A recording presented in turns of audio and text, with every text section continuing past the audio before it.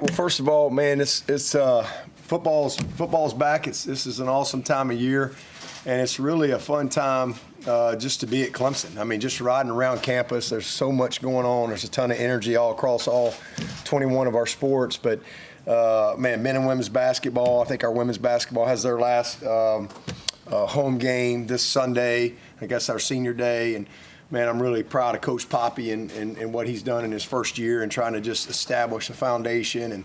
And then obviously our men's basketball has just been freaking awesome to watch. And so that's been great. Baseball and softball going. Obviously we got a big one tonight. Looking forward to being a part of that. And, you know, had a big win in softball the other day. Track, we got indoor track. A lot going on there. Our men and women's tennis. Man, it's been awesome. We've done some things in tennis this year that we hadn't done in a long time. It's been fun to watch that. Golf is up and rolling as well. We had a big win in lacrosse, and excited for what they got going over there. And then gymnastics, same thing with Amy and them, big win the other day. Rowing's getting ready to get going. So, and then here comes spring practice. So there's a lot going on campus and a lot of fun to be a part of it. It's just a fun time of year here at Clemson. As far as our situation, man, we got a lot of work to do. This is just part of our process. These guys have been going for, I guess, they've been in training about 7, going on 8 weeks. They've had some really good training. Now it's at that time where we get back on the field and you know, a lot of work to do. 9 months, it's over. I mean, so we got to be very intentional about every single day, every practice, every meeting, every drill, every rep. Because it all matters. And again, in 9 months, your regular season's over, then you get what you earn after that. So excited about it. Goals for me, you know, it's always fun, again, to get back on the field. But the big thing for me, big picture-wise, is always starts with leadership. I think everything rises and falls with leadership. So it always starts there. And then I think chemistry is something. Those are two of the most underrated things in any organization, on any team. It's leadership and chemistry. And then the other thing for me, big picture wise, is team. You know, and this is where you've had a lot going on, kind of in the engine room, if you will, and now we get back on the field and we got a lot of stuff team wise that you start really, you know, it's team meetings, it's practice, it's a lot of stuff now where you start really, you know, building that team aspect of what this Team 130 is going to look like this year. So other goals for us, obviously want to install our offense, our defense, our kicking game. You know, this is a part of your process as well. I mentioned this, I was talking about this the other day to somebody, but I was talking about Sammy Brown in particular. I didn't even notice him last spring. You know, the reason is, you know, he's getting a lot of stuff installed, and it's a lot, right? But he's a new guy getting here. It's a lot to learn, especially at that position. But we got through the spring, and then he got it again in the summer, and then by the time we got to end of camp, he's had installation 3 times, and man, you're like, okay, all right, now I see it, right? And so that's a part of this process that we have as we install our offense, our defense, and our kicking game. You know, we got to develop our team. You know, not just the team aspect, but we got a lot of players here. Everybody's here but 3 guys. You know, we got Mackay, we got Juju, we got Tucker, who will join us later on this summer, but everybody's here. So we have a tremendous opportunity this spring to develop our football team. And we got a lot of guys that didn't play a lot last year that we're going to be counting on this year in much bigger roles, that we got to get them better. And you don't get better at football if you don't play football. So we got a lot of work to do. And then we've got to all improve. Everybody's got to improve. So again, you know, we got guys that have played a lot of snaps that need to improve. We got guys that haven't played that really have to develop so that they can play. And then we're always trying to improve our football intelligence, you know, from a position standpoint, football intelligence when it comes to understanding not just what you do within our offense, defense, kicking game, but how to do it, and more importantly, why. Like, why? How does it fit? Like, why are we asking you to do it this way? What's the reason for that? And so creating as many guys as you can that really can grow their come out of spring a more intelligent football player. All right, that's a big part of it, and a lot of that situational growth, situational awareness. Same thing for us as coaches. Spring is a huge time for fundamentals, for technique.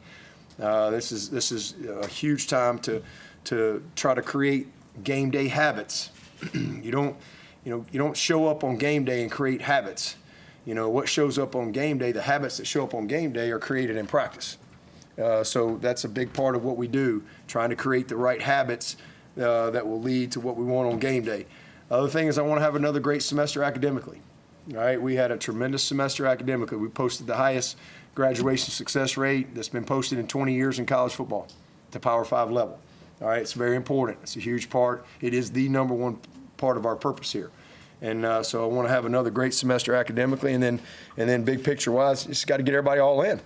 And what is that? It's a commitment to be and do your best. That's what it is. It's not about being the best, it's about doing your best, being your best. And then collectively, if you get a bunch of people all into that, hey, great stuff can happen. So that's what it's always about for me as we get back out on the field and rocking and rolling from a personnel standpoint, injury-wise. Guys that will be out, you'll see some guys. I think you guys are going to get a pretty good part of practice today. But you'll see some guys that are in green. Those guys are in practice and working their way back. Some will work their way out of green. Some will be in green all spring, depending on what their situation is. Green, they're really doing everything. They're just not getting any live work. And then you'll see some guys in yellow, and the guys in yellow are long-term guys. Logan Anderson, who's a kid he's really doing well, but he won't get any live work this spring. But he's man, we're super excited about him. But he had an ACL back in the season, and then so he'll be out. Steph Island Green, same thing. He had a sports hernia surgery, so he's doing great and working his way back. So he'll be out as well. Y'all all know about Jay Haynes getting hurt in the championship game.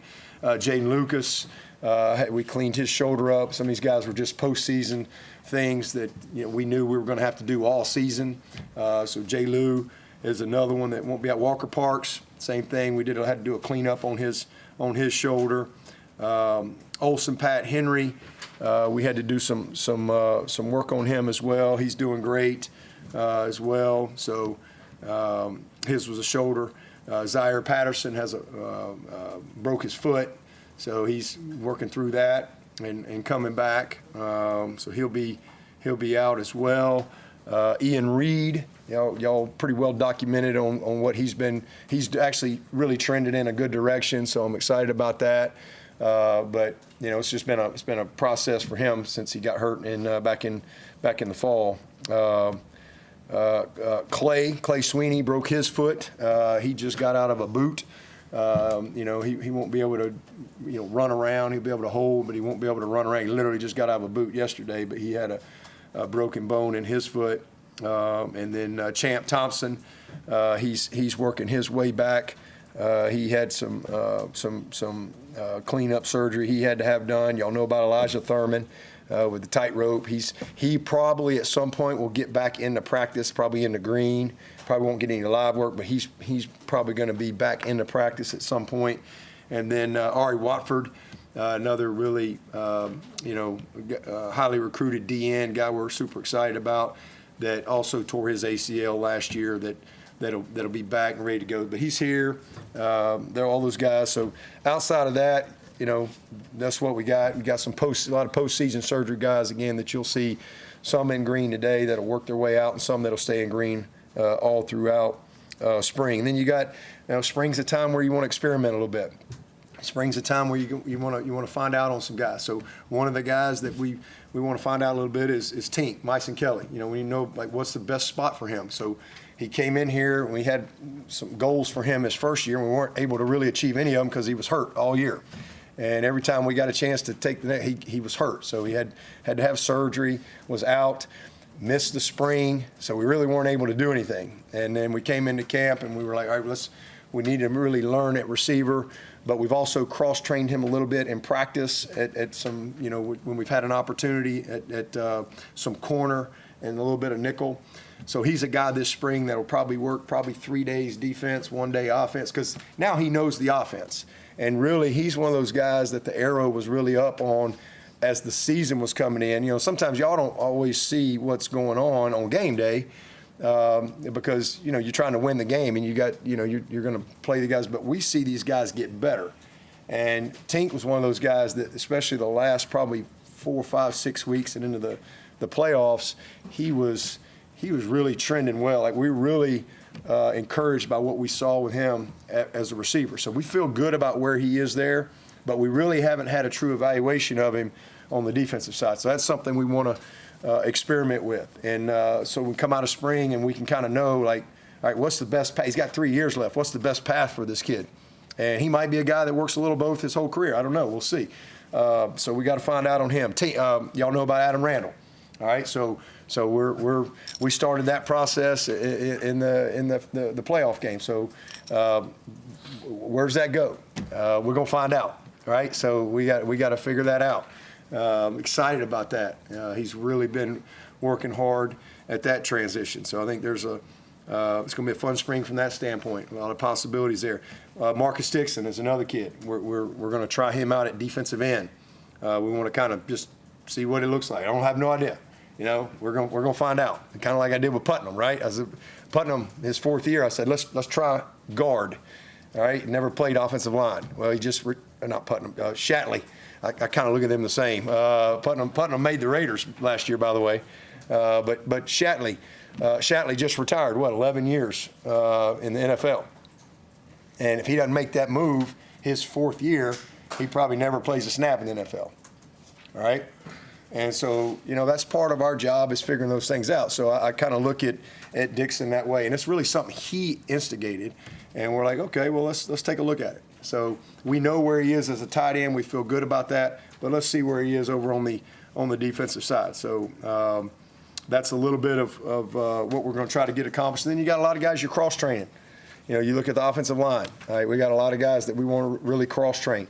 And guys that we want to teach to snap, or guys that have snapped that just maybe hadn't done it as much here. So there's a lot of that stuff that we try to get done. And then from a staff standpoint, y'all heard here or there about, you know, anytime somebody shows up around here, y'all somehow know about it before I even get them here.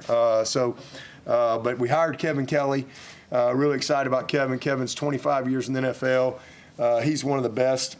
I've dealt with him personally for at least the past 14 years and 14 years. And he's one of those guys that he would never leave town without seeing me personally. I think he's one of the best when it comes to evaluating talent, but also the intangibles of a player.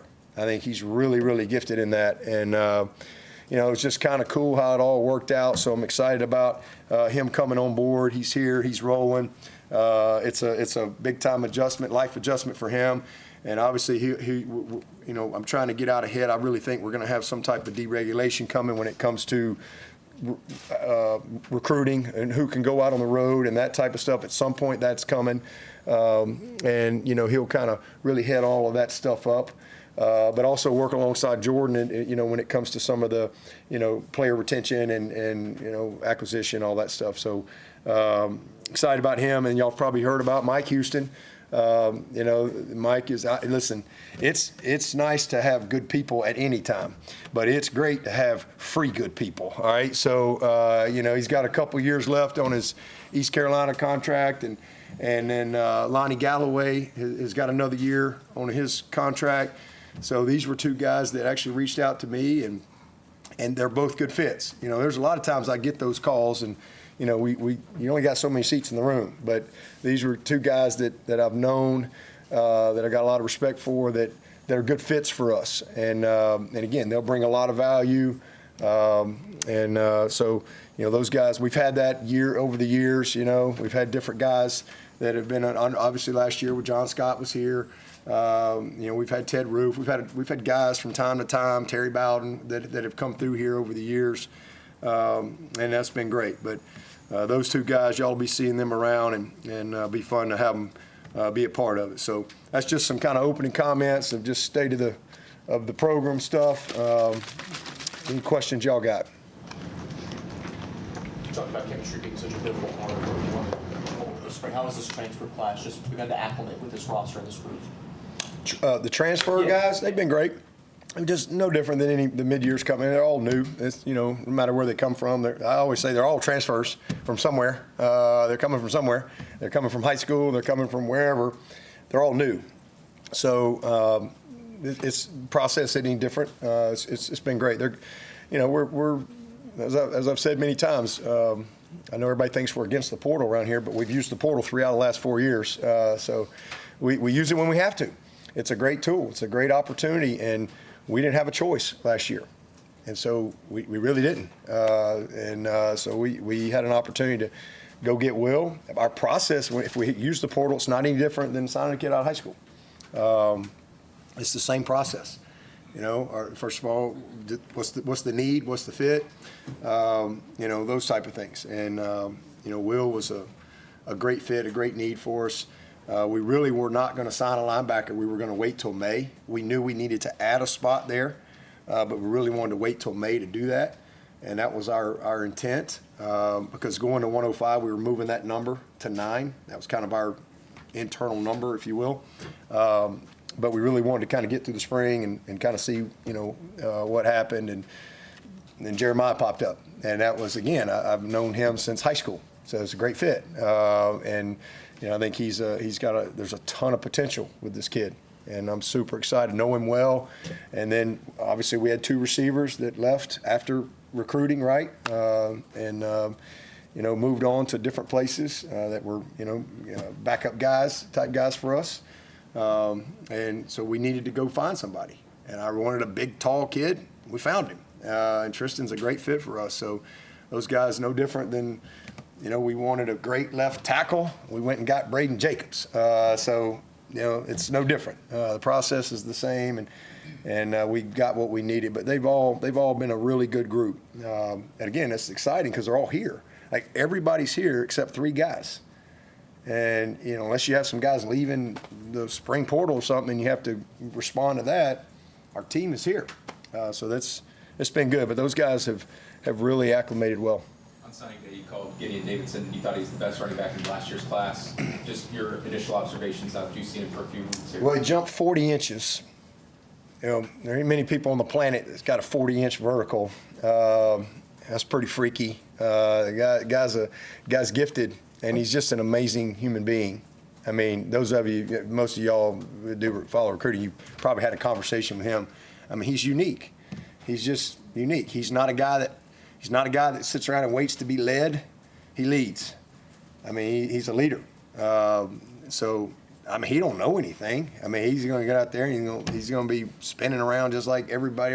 This is still a high school kid rolling in here, but he's just different. And again, I think he was the best high school kid out there, in totality, from my evaluation. When I'm talking about the total package, I think this kid is special. But that was high school. I mean, he's got to start right back at the bottom and go prove it. But he's pretty dang talented. What's the learning curve for the defensive staff as they sort of learn the language under Coach Allen? Is it similar to when Garrett took over? Oh, it's easy. I mean, these guys are all pros. I mean, these are football people. The hard part is some of it carries over from a terminology standpoint. Scheme is scheme. They all know the scheme. I mean, it's, the biggest thing is just, we'll call something different. Like, what do we call our man coverage concepts? What do we call our cover 2 concepts? What do we call our twists and our games? What do we call our hot pressures? What do we call our max blitz pressures? What do we call those type of things? That's the biggest thing. Just, what do we call when the back moves over here? Like, what's the term for that? So you all speak the same language. That's the type of stuff but that's what they've been doing for however many weeks. So, but it's fun. I mean, a lot of it, again, it's the same. It carries over. Like football people offensively, if you go, oh, that's a power, that's a counter. Oh, that's 4 verts. Oh, that's inside zone. That's great, but nobody calls it that. Everybody has terms, so you have to just learn those things. So that's always a part of it. But from learning curve standpoint, I mean, that's a bunch of good football coaches in that room. Going back to Kevin Kelly, in today's college football, the way everything is going, how important is it to have somebody like that in that position? And then somebody that's like his caliber, that you can say, okay, he can just go do his job and don't have to worry about I mean, this guy's been a decision maker in the highest level. I mean, he's again, unbelievable track record, but just another same thing, great fit. He really loves Clemson. He's always he's seen everybody practice. He's been in every program for years and years and years, and he really wanted to be at Clemson. And how he articulated that was pretty cool to me. Because again, this guy's been everywhere. He's heard it all, seen it all, and he really believes in who we are. My big thing, just like last year, they deregulated who can coach, right? Like they let everybody coach now. Well, I believe at some point they're not going to let everybody go recruit, but at some point they're going to probably deregulate it to where who cares who the 10 are? Like, why does it matter, right? Like right now, it's me and the position coach. The lead coach has to go do it. But eventually I think that will change. And so, until that does, though, I want to make our process even better. But at some point that's going to happen, and he'll be able to, I mean, that's what he's done forever. So how you do that scouting and how you gather the type of information that you need is that's a critical process. So, I mean, we've won here a long time. Listen, we've been really good. I mean, it's not like, we've won here not because we've out-recruited everybody. When have we ever had a number one recruiting class? Y'all that follow, in my career, we're probably somewhere in the teens on average. Isn't that about right? That's probably about right. But we're the second winningest team in the country the last 16 years. All right, and we've been to 7 playoffs in 10 years. We've won 8 conference championships in 10 years. We've had, the second. Now I'm as a head coach, I got the most draft picks, the most first-round picks in the last however long. Now that Coach Saban's retired, since I've been a head coach. So we've never just out-recruited everybody, but what we've done really well is we've evaluated well. We've developed well, and we've retained well. And that's why we've won. But as things have grown and the world has changed a little bit, I just really feel like Kevin can even make us better. I really do. But the main thing is I think with probably a new governance structure coming down the road and probably some deregulation, to where, you can put whatever 10 on the road, that'll probably be something we'll be well positioned for if and when that happens. And then again, great for Jordan. I mean, really going to be great for Jordan. He's been in a lot of rooms in his years, and he's just got a level of experience that'll be great for everybody in the building. Are you basically saying you'll hire a scouting department? We already have that. No, we've got that. We got it now. We just, they're all here. We have everybody, but somewhere that's got to be managed, right? But at some point, instead of sending Garrett Riley out on a Friday night, I could send Taj Boyd out, or I could send Kevin Kelly out, or I could send Lorenzo Ward out, or I could send Chanel Valentine out. Why does it matter? It's not a different expense, right? 10 is 10, okay? 10 hotels, 10 cars, it don't change, So at some point, I think we'll get to that, and I think that's important to have somebody that can really manage that, and that's what he's done for years and years and years at a much higher level than right here. He's done it at the professional level. With the spring games, it's been an issue where some programs are canceling them because of the fears of tampering, I guess. Did you guys ever have any discussions about canceling? No, we're going to have a spring game. And I hope we can have some type of fan day with it as well. I hope. I don't know. We'll see. But listen, whether you have a spring game or not, it's going to be tampering. Ain't nobody going to go look at the spring game and go, oh, yeah, boy, they got PFF. That's called PFF. They got everything on everybody already. So, there's canceling the spring game ain't going to stop tampering. We're going to need a lot more help than that to stop tampering.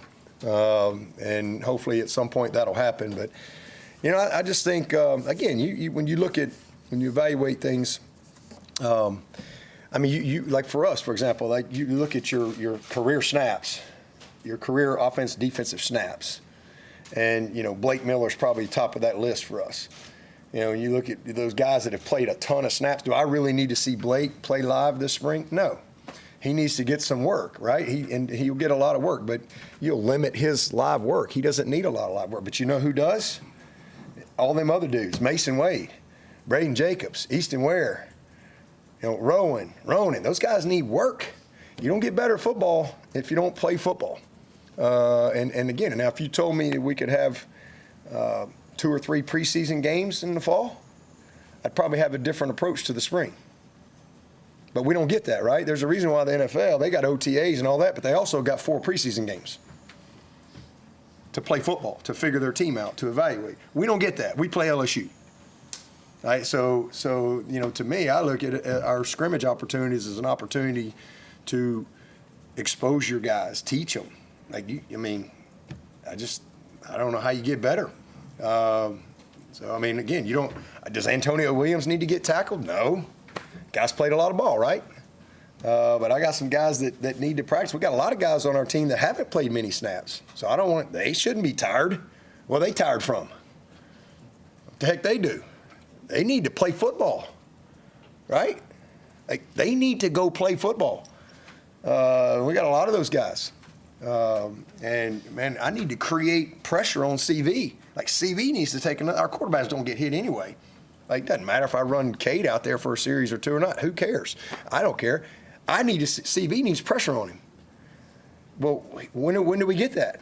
If we don't ever create any type of competitive environment.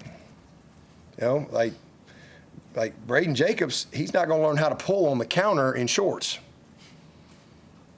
So it's not fair to him to just run him out there and go block. Go get that guy at LSU. I just think you have to. You got to create opportunities for guys to get better. So you're smart with that, but everybody's got to make their own decisions. But I hope we can have a bunch of fans. That's the other thing. When else do we get a chance to create any type of environment that feels like a game for some of these young guys? How cool is it for Easton Ware to have to go out there and feel a little putter in his heart, right? As opposed to the first time he feels that is, Clemson LSU. So, it's to each his own. Whatever. But we've been in a bunch of games for a long time around here, and we've been smart about how we go about things. But and we'll continue to do that. Like I said, there's some guys that they won't get a lot of live work. They'll get the work they need to improve, but they won't get a lot of live work. And then you got a lot of other guys, they need all they can get. Like Adam Randall, for example, has played a lot of snaps as a receiver, but he ain't played a running back. So, we got to find out right now if he's going to be able to, do what we think he can do. Some schools are doing spring games but not televising them. I know that's way down the line, but any thought to doing it that way? To have it. We're going to do our own in-house thing, but y'all see it. We're going to invite everybody. So show up, come. But I think we're going to do our own deal, so we don't have to kind of be told what we got to do. And maybe we can shorten the game and all that stuff too. Don't have to have a bunch of commercials and all that stuff. So, but yeah, hopefully we have a great crowd and a great environment. And again, I'd like to incorporate some type of maybe fan day with it. Probably can't, maybe an hour, not long, but maybe make that a part of it. Be kind of cool as well. Dabo, going into your 18th season here at Clemson, you've had a few years to learn how to do all this, but what excites you most about the start of a new season? So, did you say my 18th? So, it's be my 17th year full-time. 17 and a half, I guess, since I was an interim. What excites me about a new season? Just a new challenge, a new journey. I love the process of it. I think to be consistently, good, you have to love the process of it. You have to love the grind. You can't just fall in love with a moment. You can't just fall in love with game day. You can't just fall in love with getting a result. Those things.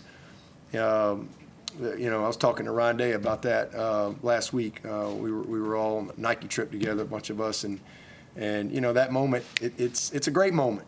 Those are great moments when you do certain things, but it's over the next day. So what you really have to love to really be consistently good, and you can't be great until you're consistently really good at something, you know, for a long period of time, you've got to fall in love with practice, especially in our sport. I mean, if everything goes perfect, we're going to play 16 days. So it's all the other stuff you got to love. You spend all the time practicing, preparing, meeting, training. You know, I mean, that's what you have to love. You know, that is what I love. I love the process of it. I love building a team. I love, you know, learning. I love trying to get better. I love, you know, putting it, because it's new for us every year. All right? I mean, because you just, you know, kids move on, and, you know, I love all of that. I love the relationships. And so a new season is just, it's a new beginning. And, you know, it's exciting. And I think we got a chance to be a really good football team. We got a long way to go, a lot of work to do, but we've got a lot of guys back. You know, we got 6 guys at the combine, and that's pretty much everybody that was eligible except for Aiden Swanson. He's the only one. I mean, so everybody's back. So we got a good football team, and these guys didn't quite get to the top of the mountain, but they got a chance to smell it. You know. And they didn't get to eat the chocolate chip cookie, but they smelled it. You know, they were in the kitchen. So, you know, it's good for them. That's good. You can't quantify that type of experience, and we've got a lot of that on this team. So it's exciting to come back to work with a bunch of guys that I think believe in who we are, what we do, how we do it, and you know, there's really good leadership already. I think we've added some really cool pieces to this roster, and it's exciting to just put it together and see if I can build this team the way it needs to be. And our staff, same thing with staff. What's a guy like Amare Adams? What has impressed you the most about him since Ooh, man, he can freaking move. You know, he's a high school kid. And that's the other thing about our game, different from the pros. Like when the pros and they do, you know, OTAs and all that, like these guys have played football forever, right? Like they're pros because they've played forever, and if you don't know how to pull on the counter or run a slant versus inside leverage, well, you're not there. They bring somebody in that can. But our game is developmental. Like Amare, what peer has he had on Friday night? What peer has he had at practice? Like this is the first time in his life he's gonna meet Tristan Lee. He's gonna meet Harris Sewell. He's gonna meet some dudes. All right, every day in practice. What peer has Braden Jacobs had on Friday night? So this is the first time for the type of kids we get. It's the first time they've had a real peer in their life. And so there's a developmental piece of that and an adjustment that is very different for our level of football, for the type of kids that we get. Like what guy has lined up on Friday night with TJ Moore and said, I got you, me and you all night? Like nobody, right? But you get here and there's Ashton Hampton every day at practice and AV. So again, it goes back to what I was saying. You got to develop that. But man, Amare, he's big, he's freaky athletic, he's already a leader. And, you know, again, I hadn't been on the field with him. He looks great in shorts. You don't play the game in shorts. I've not seen him with any scheme on top of him or anything like that. But just watching him in mat drills and watching him run, he looks a little bit like Brian Brzee as far as like that big-bodied, athletic type dude, kind of freaky, but with some power of a Dexter. But he's more polished than Brian was coming in here. You know, Brian was just same thing. If you go back and watch Brian Brzee in high school, he just stood up and he'd throw whoever away and go make the tackle. All right, and so he had to learn. He had never really played his pads low, and I might say Maury's a little more advanced technically. But excited about him. It's going to be fun to watch him. What you have? Yeah, I was just going to say, playing a lot of freshmen this time of year, is there something you're looking for? Like, can you tell early on if it's going to be a person that's ready for it this year, or that somebody that, you know, has to kind of take years? Well, I don't know about take years, but a little bit of both. I mean, sometimes you see a kid that, like Tristan Lee, I'm like, he may never play. It's a 5-star recruit that came in here. And I'm like, holy cow, he may never play. Because at that point, I don't know if he's wired the right way to do what he's going to have to do. Because he was so weak, so out of shape. You know, again, you got to go back. I mean, he was, missed the COVID year, no football. He just was a mess. And you're like, wow, does he have a long way to go? Oh, and he's a 5-star recruit, right? So he's got these humongous expectations. Will he have self-awareness? Will he have the maturity? Because this is going to take a minute. All right? Well, I think he turned out okay. He's one of the best leaders we've had, one of the most self-aware kids I've ever coached. And he's not only has he done everything he needs to, he's been above and beyond in everything. So sometimes you see that. And then other guys like Sammy Brown, like I said, I didn't notice him last spring. I never noticed him. Because he just didn't stand out. Because physically he stood out, but you can't just be strong and big and run fast. Like, you got to be able to play the game. And to be able to play the game, you got to know what the heck you're doing. He had a lot to learn. You don't just show up here and boom, take a pill or implant a chip and you got it, right? And so there was a little bit of but I could see physically he was ready. But was he going to do what he needed to do mentally between spring and fall camp? That's on him. I can't predict that. And then you see Wesco, and you go 2 practices and you go, oh yeah, oh yeah, oh yeah, he gonna help us. So it's a little bit of both. So does Tom Allen's nickel position differ with your personnel compared to how you use nickel? No, it's no different. We've been a 4-2-5. We're a 4-3 base. We've always been that way, but most of the time we're some type of 4-2-5 just simply because of what you play against all the time. Like, if offenses start run I formation again, we'll be different. We're similar. We got to figure out, that's a position we got to figure out, that nickel position, and who's there. But it's critical, man. That's a position that's you got to be physical enough to hold up in the run game. You got to be smart enough and athletic enough and skilled enough to cover. You got to be able to blitz. Again, you're part of the run fits. You're part of the blitz scheme. You're part of coverage. There's a lot to that position. So when you get some unique guys, that's great. But you also sometimes you need that true corner guy that can be a true nickel corner for you. Based on who you're playing.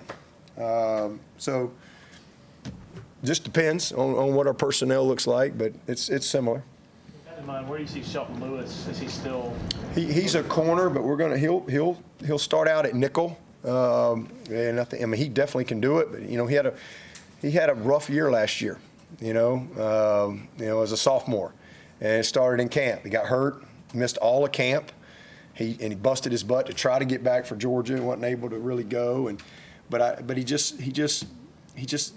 just kind of drug his leg all year, and I think mentally kind of got not in a good place, and kind of finished strong. I thought he finished better, but he's a guy, and sometimes that happens, especially with young guys that play well as freshmen, and all of a sudden they think they're great because they were good as freshmen. Sometimes that's not good for a guy to have, and sometimes they have a lot of success because there's really no other option. But sometimes if they're not mature enough, it can set them up for, not having a great second year. I would say Antonio is a perfect example of that. And but Shelton it was a new position for him. He missed a lot of camp, all of camp. He missed a lot of reps, and now you're into the live part of it, and it's a transition. So I think he's just in a much better place mentally. He's healthy for the first time really since last summer. So he's got to be able to get some work there. We got a whole little group of guys that we want to evaluate in that spot. Similar situation, but other side of the ball. How's Tyler Brown doing? He looks great. So, yeah, nobody really talks about him. Everybody kind of forgot about him, but he hadn't been healthy in a long time either, and obviously had a great freshman year. But so it's good to get him back going. Dabo, on Tom Allen, we've seen some videos on social media. How have you seen the players sort of adjust to his personality and his coaching style so far? Oh, it's been great. You know, as I said, he's a leader of men, and it starts with, you know, leading the people in the room, and he's done a great job with the staff. I think that's resonated to the players. It's been really positive. So it's all good right now. You know, we got a long way to go, a lot of work to do, but he's been awesome to this point. Jay, just to continue on the nickel one, who's the pool that you want to evaluate at the nickel? Yeah, we want to, you know, obviously Khalil is a guy that, Khalil's kind of our, we can put him wherever we need to make our defense the best. He's gifted like that, and that's going to really pay dividends for him as he goes through his future. Like, if the best personnel puts him at strong safety or free or nickel, you know, he can do that. He's really unique that way. So, you know, he's obviously always going to be a guy that depending on, because who's the best guy? Is it one of those safeties? Who are the best 11? And Khalil gives you flexibility on that, on answering that question, because we know he's one of the best 11. And but Shelton and Tink are a couple guys, and Khalil, you know, are guys for sure that we want to take a look at there and see kind of how it goes, and then maybe a couple other guys that'll get in the mix. Noah Dixon is another a guy we want to take a look at. Jay Haynes suffered his injury back in December. When do you, I guess, expect him to return to practicing with his rehab? He'll be back in the fall. He'll be back full go in the fall. I guess you were talking about Olsen, Pat Henry being out a little bit, Marcus Tate flipping the defense. So is this a big spring for Christian Bentancur, who had type in? Big. Olsen coming off of surgery, so big spring for old Benny and Sapp. You know, Sapp's a good player, and it's a great spring and a great opportunity for all those guys. And then we got Logan Brooking here, who's another big athlete, man. Tough physical kid. So we got a good group of guys. Hunter, what do you kind of want to see in spring practice? I want to see Jack Smith do what we signed him to do.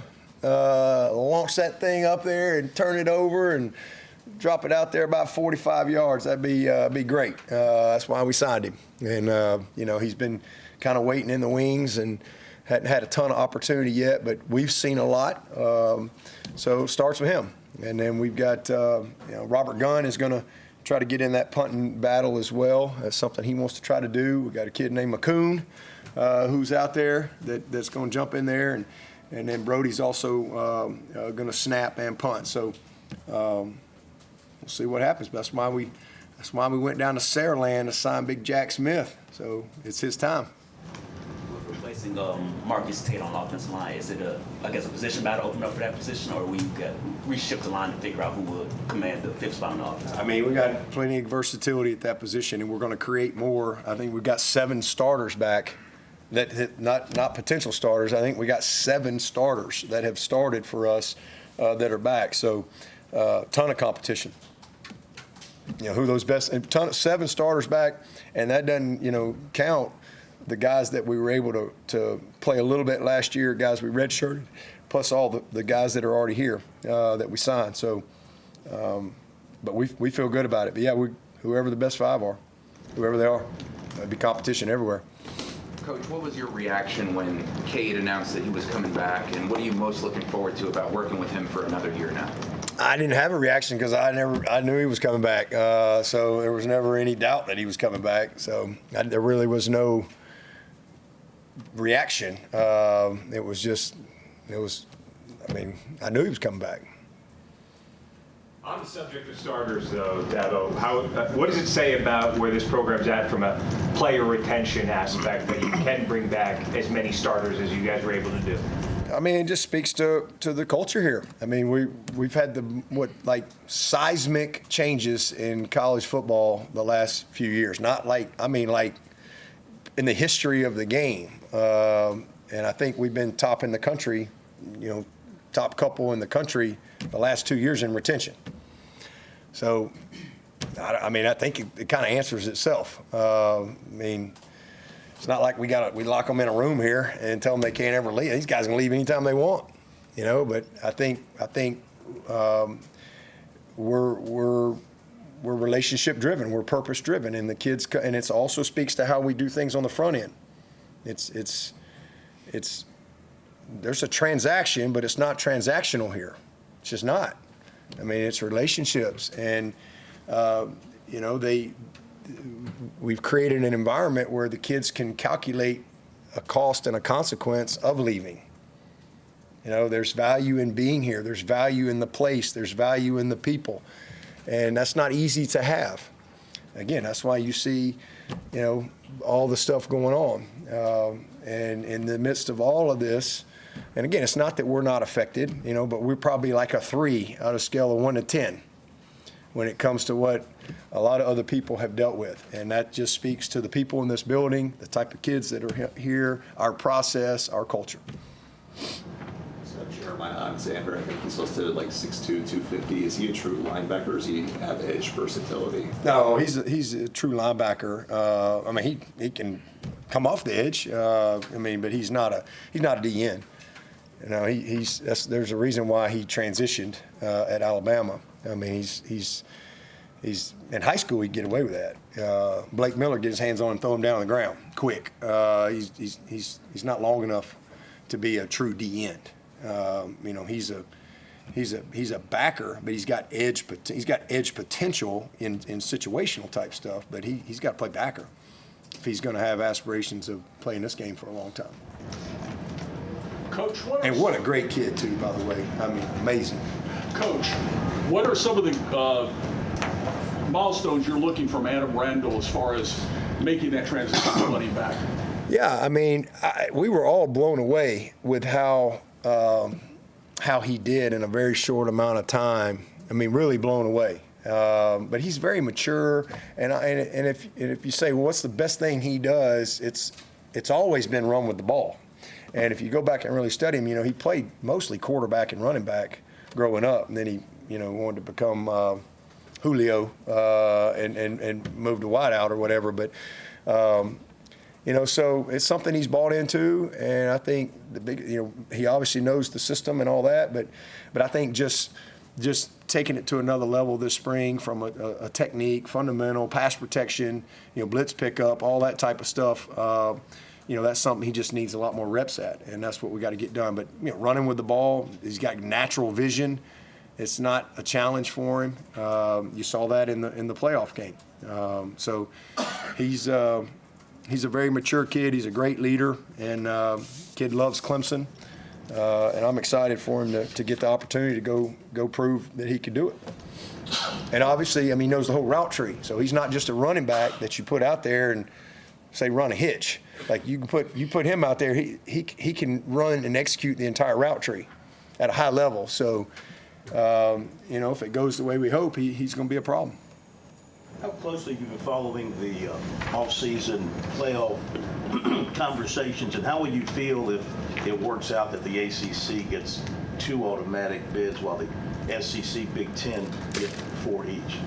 Hey man, whatever. We don't control. I don't focus on that much. Waste time. Focus on things I don't control. Whatever happens. All I know is nobody been in the playoffs more than Clemson. 7 out of 10 years. So pretty good odds. 7 out of 10 years. I think we got the most playoff wins, or tied for the most playoff wins. So whatever system they want to come up with. I'm just worried about Clemson, and we keep doing our job. We'll be fine. Got about 2 more minutes, Coach. Random basketball question. Viktor Lakhin, I heard you had a nickname for him. What is? Yeah, man. First of all, how about our freaking basketball team? I mean, it has been awesome. I mean, it's been so cool to watch, and it's a great group of guys. I mean, we got we got the hooping